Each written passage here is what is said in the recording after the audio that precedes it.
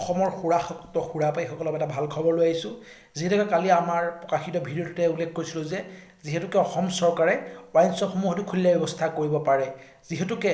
অসম চৰকাৰৰ এটা মূল ৰাজহাৰৰ এটা বিভাগ ৱাইন শ্বপসমূহ সেয়েহে এই ৱাইন শ্বপসমূহ হয়তো খুলি দিয়াৰ ব্যৱস্থা কৰিব পাৰে কিন্তু আমাৰ কালিৰ ভিডিঅ'টোৰ কথাখিনি সঁচা প্ৰমাণিত হৈ আজি অসম চৰকাৰৰ আবকাৰী বিভাগে ৱাইন শ্বপসমূহ খুলি দিয়াৰ বাবে জিলা উপায়ুক্তসমূহলৈ এখন পত্ৰ প্ৰেৰণ কৰিছে যদিওবা জিলা উপায়ুক্তগৰাকীয়ে এই ক্ষেত্ৰত সম্পূৰ্ণ কৰ্তৃত্ব জিলা উপায়ুক্তসমূহক দিয়া হৈছে তথাপিও ৱাইন শ্বপসমূহ খুলি দিয়াৰ ব্যৱস্থা কৰিব জিলা উপায়ুক্তগৰাকীয়ে কিয়নো অসম চৰকাৰৰ ৰাজহাৰৰ অন্যতম বিভাগ হৈছে আবকাৰী বিভাগৰ এই সুৰা দোকানবোৰ ৱাইন শ্বপসমূহ সেয়েহে এই সুৰা দোকানসমূহ ৱাইন শ্বপসমূহ নিশ্চয় খুলি দিয়াৰ ব্যৱস্থা কৰিব জিলা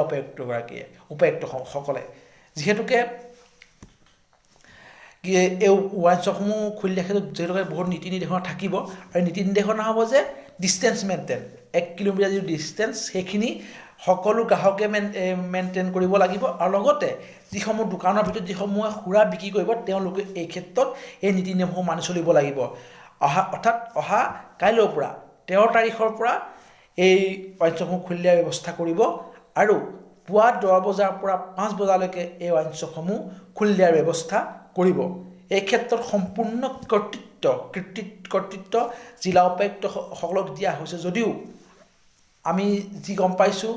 যে জিলা উপায়ুক্তসকলে এই ক্ষেত্ৰত কোনো কুটি নকৰে ৱাইন শ্বপসমূহ খুলি দিয়াৰ ক্ষেত্ৰত নিশ্চয় খুলি দিবই কিয়নো যিহেতুকে অসম চৰকাৰৰ ৰাজহ আহৰণৰ অন্যতম এটা আহিলা হৈছে এই ৱাইন শ্বপসমূহ আৰু আনহাতে যোৱা 21 দিনীয়া লকডাউনৰ সময়ত দেখা গৈছিলে যে বহু লোকে মদ খাবলৈ নাপায় চুলাই খাবলৈ নাপায় মদ খাবলৈ নাপায় কেইবাজন লোকৰ মৃত্যু হৈছিলে আৰু কেইবাজন লোকে আত্মহত্যা কৰিছিলে সেই ক্ষেত্ৰতো ৱাইন শ্বপসমূহ এটা যথেষ্ট গুৰুত্বপূৰ্ণ অৰিহণা আছে সেই নিশ্চয় এই ৱাইন শ্বপসমূহ খুলি দিয়াৰ ব্যৱস্থা কৰিব এই সুৰাপায়ীসকলৰ বাবে সুৰাসক্তসকলৰ বাবে এইটো এটা ভাল খবৰ লৈ আহিছোঁ ধন্যবাদ শুভৰাত্ৰি